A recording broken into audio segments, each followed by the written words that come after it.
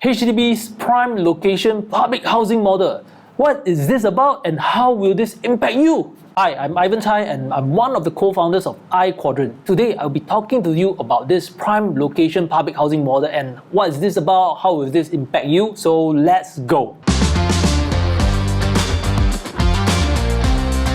So my take is that the intent of this policy, right, is to make sure that prime location housing remains affordable for the masses, one, and two, if you want to make sure that these houses are for owner occupation and make sure that there is minimal flipping for these properties. So there are going to be like 4 major changes to the policy, and I'll explain to you the policies and the intent behind it. First of all, the MOP is changed from 5 years to 10 years. So this is to ensure that the people that wants to buy this property have the intent to be staying there for the full 10 years, and they are not allowed to be like buying a private property in the meantime. So these are people right that really want to stay there. The second point is that the pool of resale buyers after the 10 years MOP must have a household income not exceeding 14,000. And one of the applicants must be a Singapore citizen. So what does this mean?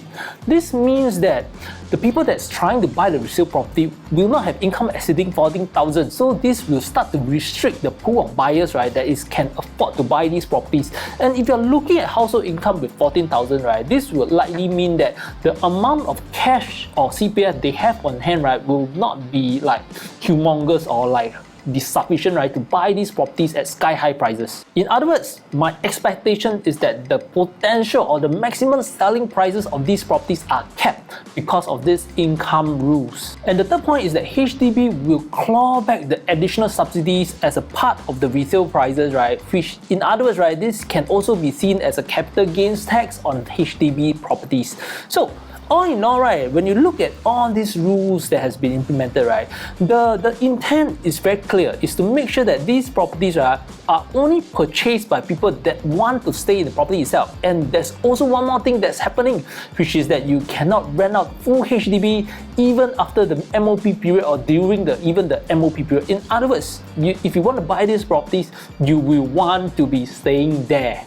So in other words, right, if you ask me, will these properties still be sold like hotcakes during the BTO period? My answer is that absolutely. You see, if I'm a Singaporean myself, right, and I want to be staying in a prime location, having easy access to the city, right, I will still go for this because whether it's like 5 years or 10 years, right, I can imagine myself staying in these properties, right, and even though there may not be massive capital appreciation, right, this is still a very affordable housing. So in short, right, if you ask me, the government policy is fantastic, whereby we keep these properties affordable and at the same time, right, it will be a very, very beautiful and nice place to stay in. So if these properties are very well like received, right, my take is that in future, this may be an indication for this like subsidies clawing back, right, to be rolled out to more parts of Singapore.